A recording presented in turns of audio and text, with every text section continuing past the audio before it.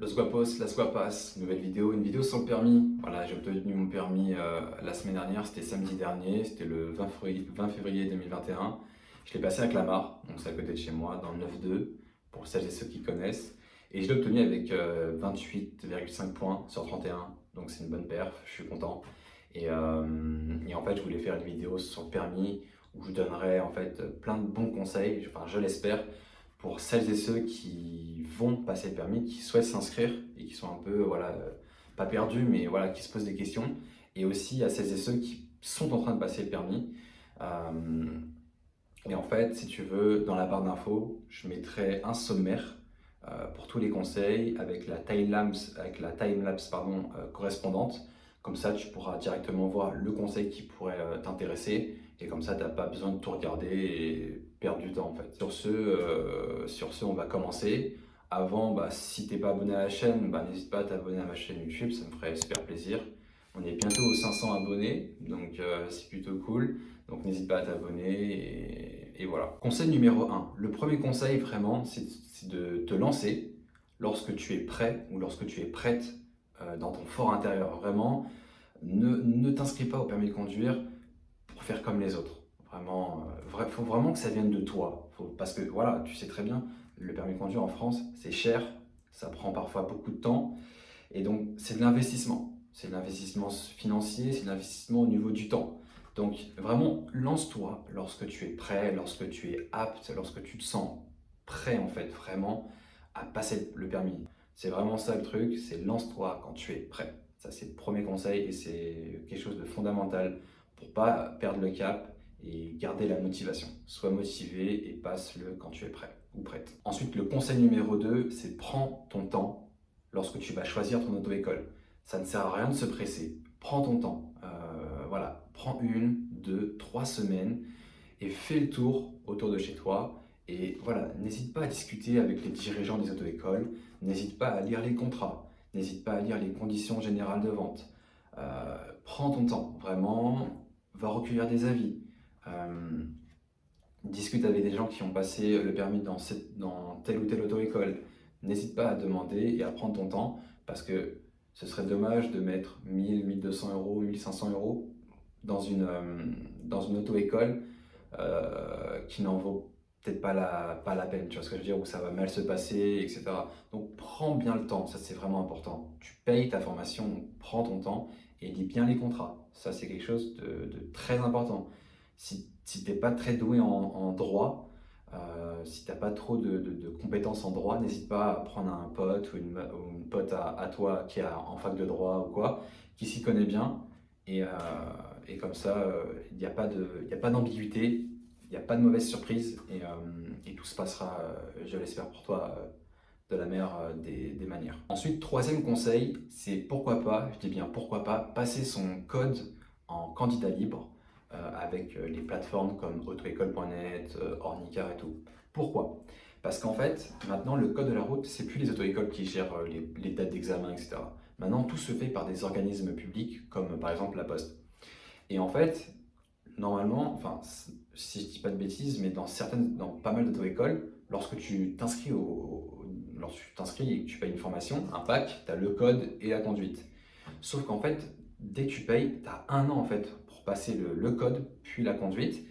Et bah, bah, voilà, ça rajoute une pression parce que tu te dis voilà, maintenant j'ai payé parfois très cher et j'ai 1 an pour tout faire. Et donc du coup, voilà, si à côté bah, t'as des occupations, tu as des obligations et que tu peux pas trop t'investir dans le code et tout, bah, ça va rajouter de la pression et de la mauvaise pression et du stress. Donc c'est vraiment pas ça qu'on veut. Donc pourquoi pas, tu vas sur les plateformes d'auto-école pour passer le code et tout, tu payes un pack 30, 40 euros et tout. Eux, ils t'inscrivent directement en préfecture, ça prend pas beaucoup de temps, ça prend 2, 3 semaines. Et tu as juste investi voilà, 40, 50 euros, enfin je connais pas les tarifs, et tu passes le code tranquillement. Voilà, tu prends ton temps, tu révises bien, tu t'imprègnes bien du code de la route parce que c'est important après pour le passage de la conduite. Et tu as juste investi quelques dizaines d'euros et tranquille, tu vas tranquille, tu prends ton temps et ensuite, dès que tu as le code de la route, c'est là que tu t'inscris dans une auto-école physique et là, tu peux passer la conduite. Et parfois, ça coûte moins cher parce que tu n'as pas du coup payé la formation de code. Tu auras juste à payer les heures de conduite. Donc voilà, essaie de peser le pour et le contre et vois ce qui pourrait potentiellement te convenir.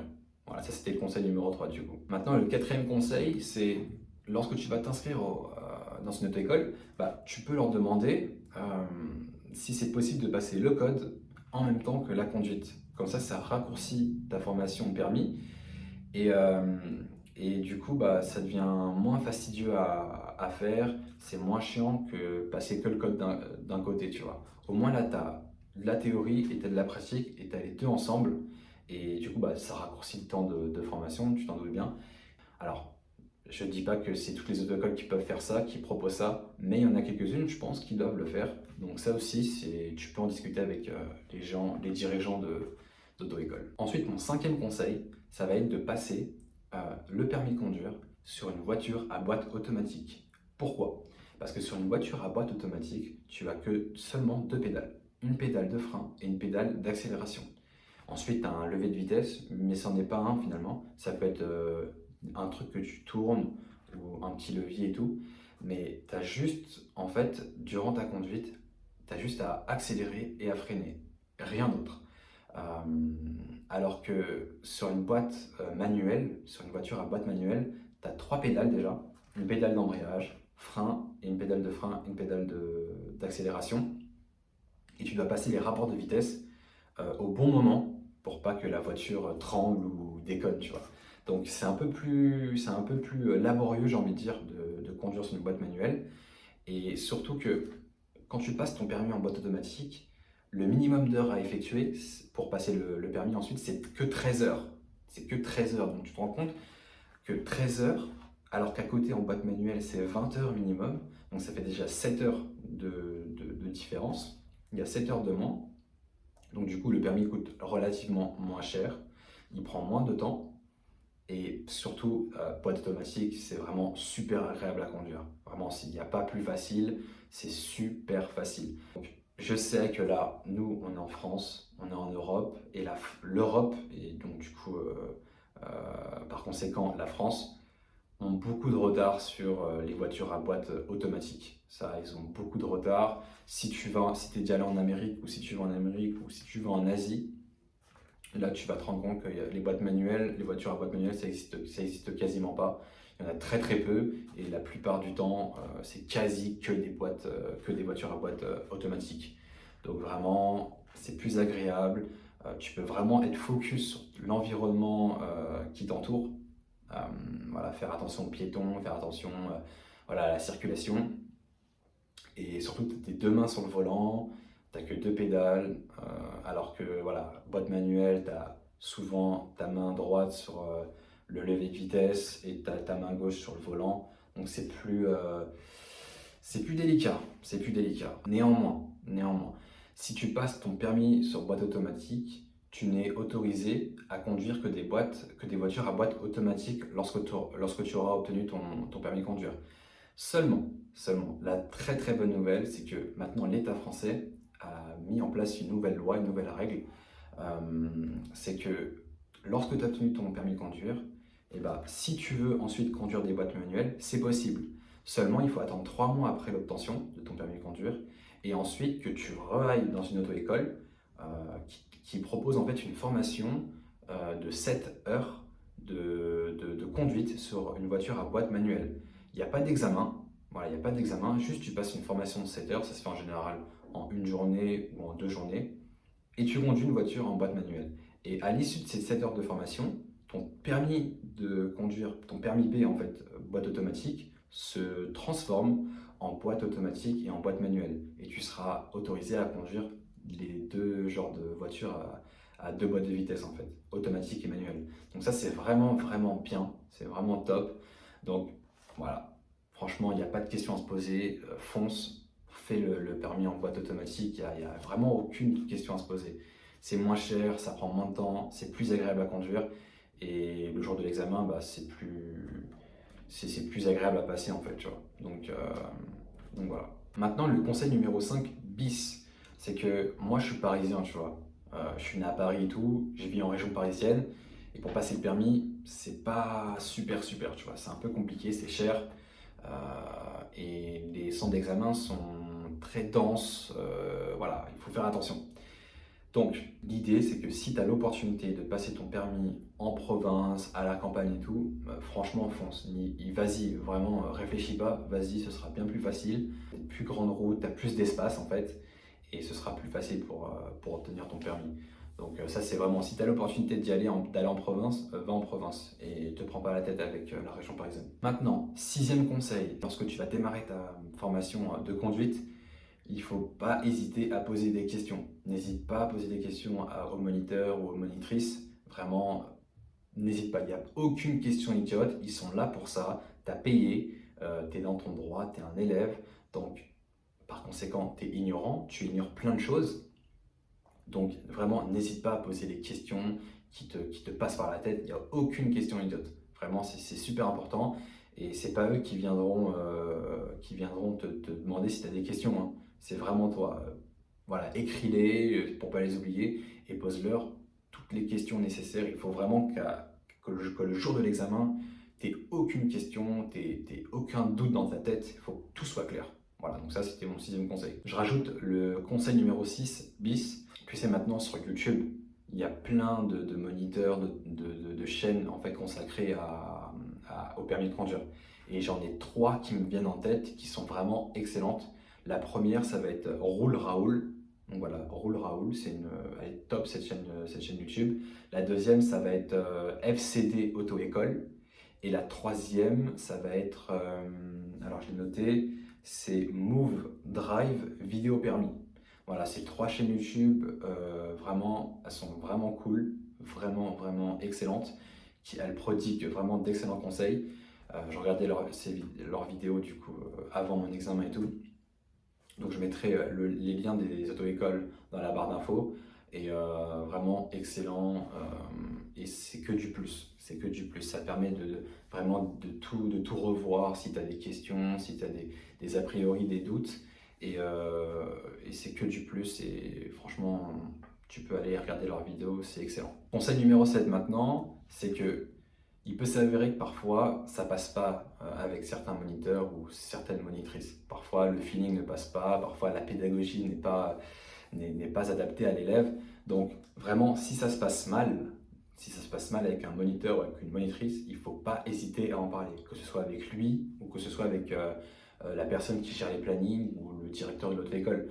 Il n'y a aucune honte, il n'y a aucune crainte à avoir. Je veux dire, ça peut, voilà, dans la vie, ça peut pas se passer bien avec tout le monde, c'est comme ça. Maintenant, toi, tu as payé ta formation.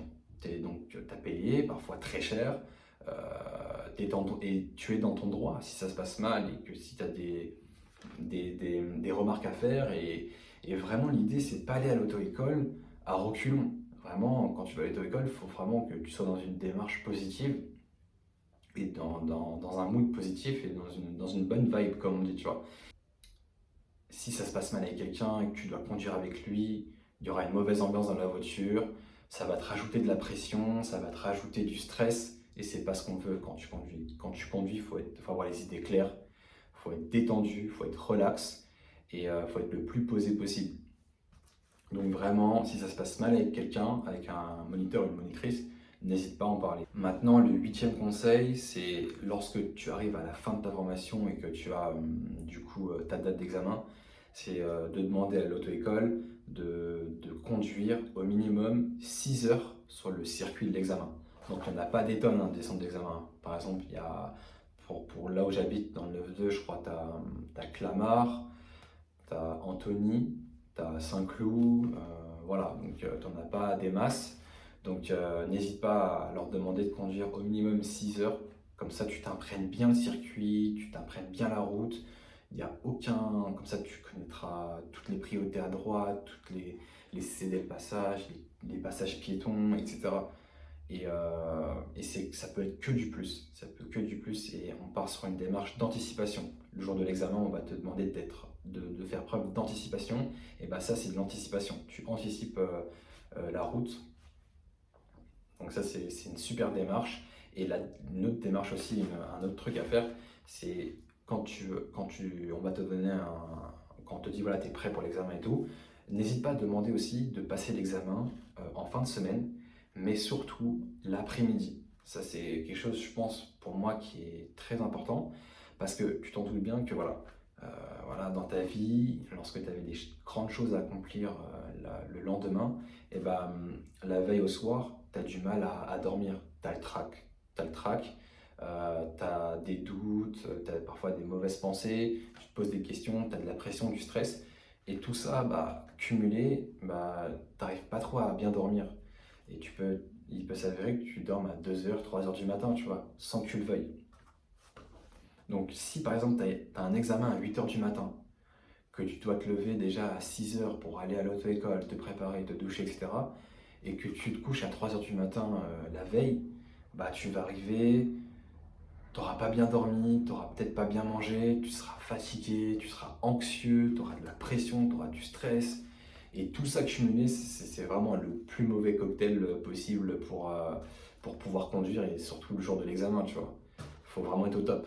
Donc l'idée, c'est de pourquoi pas demander et d'insister si c'est possible de passer l'examen l'après-midi. Personnellement, je l'ai passé un samedi après-midi. Il était 16 heures et quelques. Il y avait un soleil radieux, c'était magnifique. Et vraiment, j'avais pu bien dormir la veille, tu vois.